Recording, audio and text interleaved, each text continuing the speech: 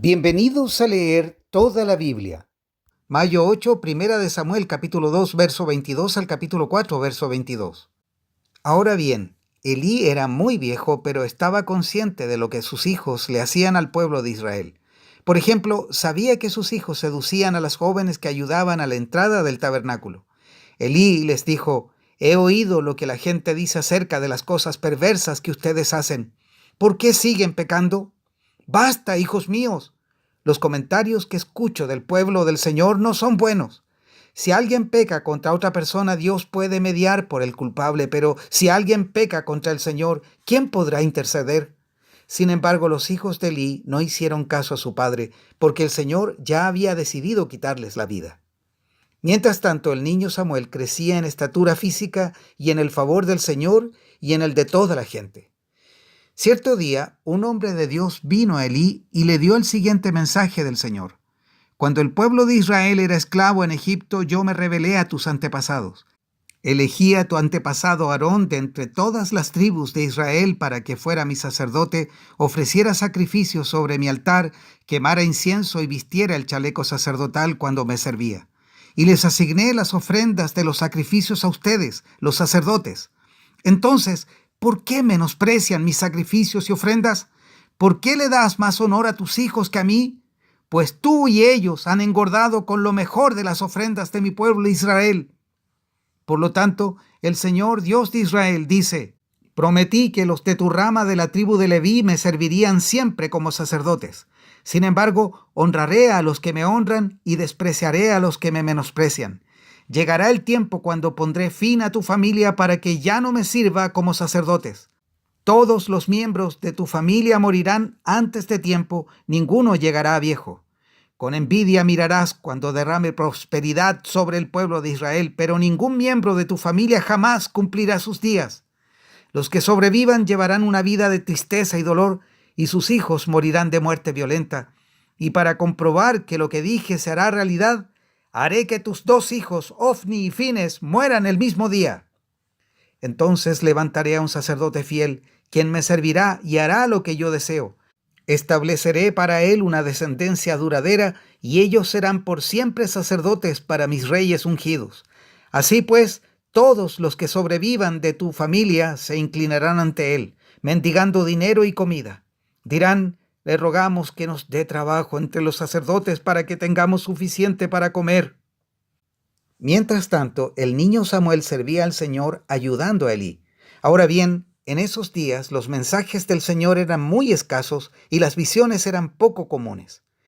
Una noche, Elí, que para entonces estaba casi ciego, ya se había acostado.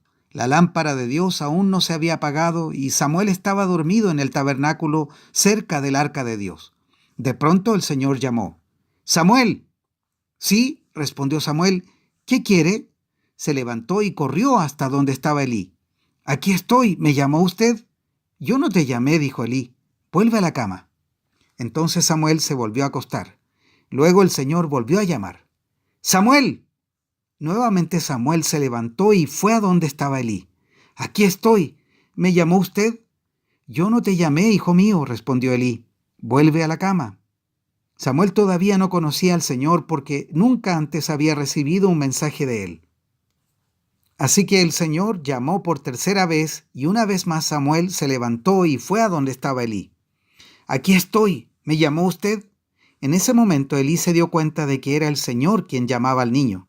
Entonces le dijo a Samuel: «Ve y acuéstate de nuevo, y si alguien vuelve a llamarte, di: habla, Señor, que tu siervo escucha». Así que Samuel volvió a su cama, y el Señor vino y llamó igual que antes: «¡Samuel! ¡Samuel!». Y Samuel respondió: «Habla, que tu siervo escucha». Entonces el Señor le dijo a Samuel: «Estoy por hacer algo espantoso en Israel. Llevaré a cabo todas mis amenazas contra Elí y su familia, de principio a fin. Le advertí que viene juicio sobre su familia para siempre, porque sus hijos blasfeman a Dios y él no los ha disciplinado. Por eso juré que los pecados de Elí y los de sus hijos jamás serán perdonados, ni por medio de sacrificios ni ofrendas». Entonces Samuel se quedó en la cama hasta la mañana. Luego se levantó y abrió las puertas del tabernáculo como de costumbre. Tenía miedo de contarle a Elí lo que el Señor le había dicho, pero Elí lo llamó. Samuel, hijo mío. Aquí estoy, respondió Samuel. ¿Qué dijo el Señor? Dímelo todo, y que el Señor te castigue y aún te mate si me ocultas algo. Entonces Samuel le contó todo a Elí, no le ocultó nada. Es la voluntad del Señor, respondió Elí, que él haga lo que mejor le parezca. El Señor estaba con Samuel mientras crecía, y todo lo que Samuel decía se cumplía.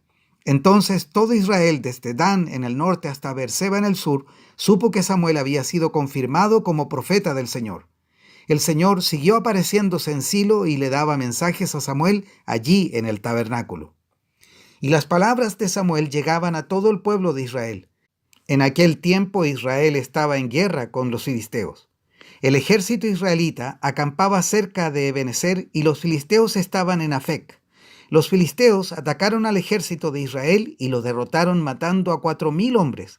Terminada la batalla, las tropas se retiraron a su campamento y los ancianos de Israel se preguntaban, ¿por qué permitió el Señor que los filisteos nos derrotaran?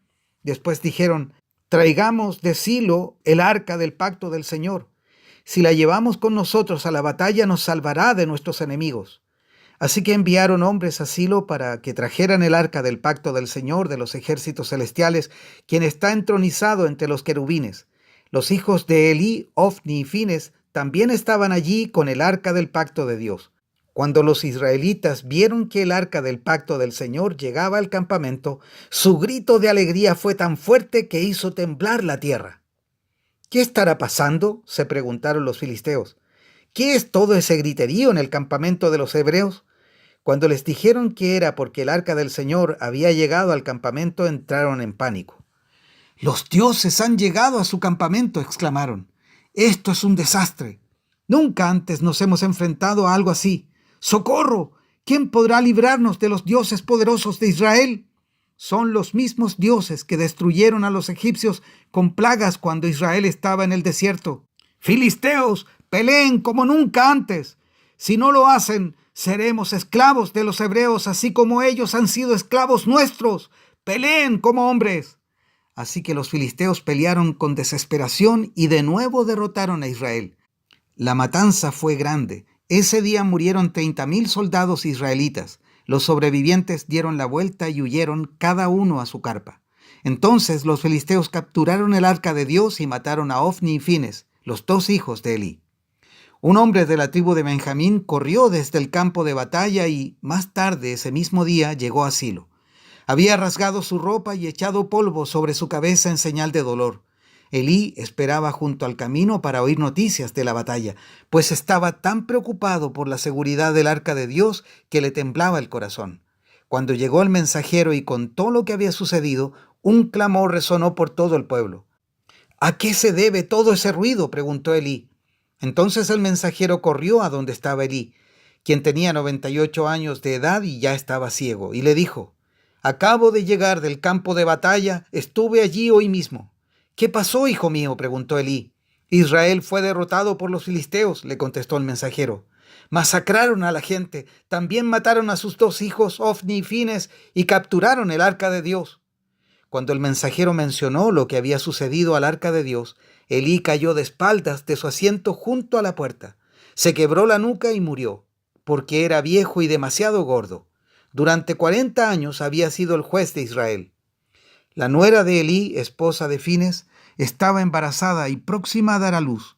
Cuando se enteró de que habían capturado el arca de Dios y que su suegro y su esposo habían muerto, entró en trabajo de parto y dio a luz. Ella murió después del parto, pero antes de que muriera, las parteras trataron de animarla.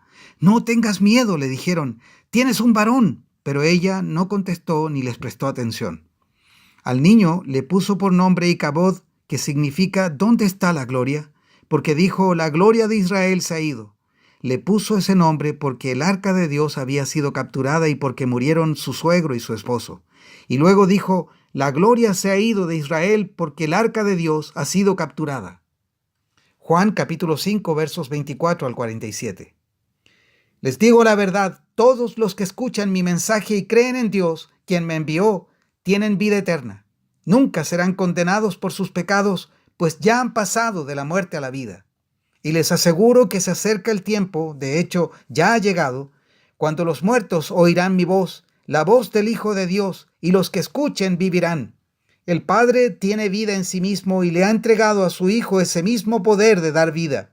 Y le ha dado autoridad para juzgar a todos, porque es el Hijo del Hombre. No se sorprendan tanto.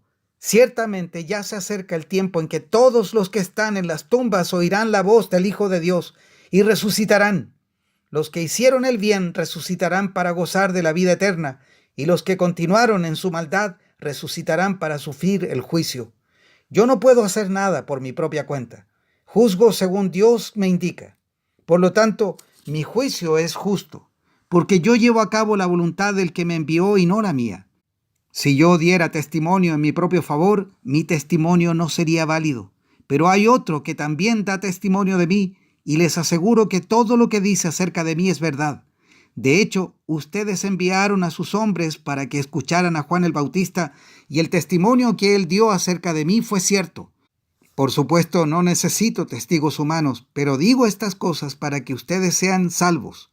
Juan era como una lámpara que ardía y brillaba, y ustedes se entusiasmaron con su mensaje durante un tiempo. Pero yo tengo un testigo aún más importante que Juan, mis enseñanzas y mis milagros. El Padre me dio estas obras para que yo las realizara, y ellas prueban que Él me envió. El Padre mismo, quien me envió, ha dado testimonio de mí.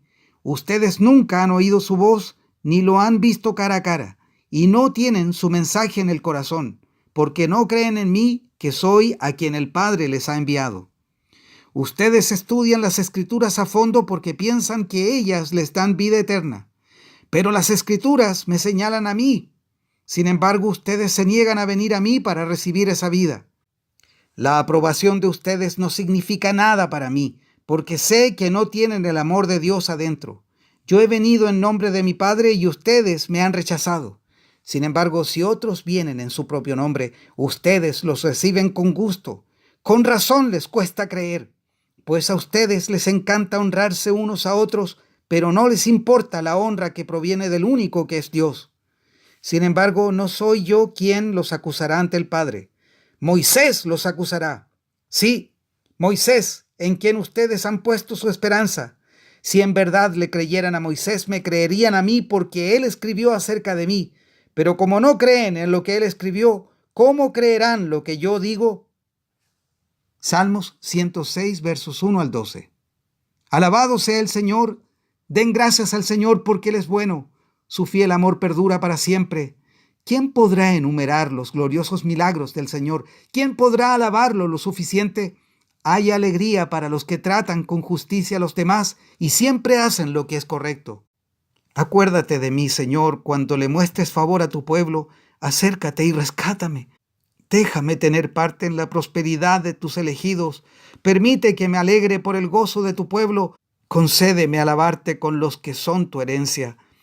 Hemos pecado como nuestros antepasados. Hicimos lo malo y actuamos de manera perversa. Nuestros antepasados en Egipto no quedaron conmovidos ante las obras milagrosas del Señor. Pronto olvidaron sus muchos actos de bondad hacia ellos. En cambio, se rebelaron contra Él en el Mar Rojo. Aún así, Él los salvó para defender el honor de su nombre y para demostrar su gran poder. Ordenó al Mar Rojo que se secara y condujo a Israel a través del mar como si fuera un desierto. Así los rescató de sus enemigos y los libertó de sus adversarios. Después el agua volvió y cubrió a sus enemigos, ninguno de ellos sobrevivió. Entonces el pueblo creyó las promesas del Señor y le cantó alabanzas. Proverbios 14, versos 30 al 31. La paz en el corazón da salud al cuerpo, los celos son como cáncer en los huesos. Quienes oprimen a los pobres insultan a su Creador, pero quienes los ayudan lo honran. Hasta aquí la lectura de hoy.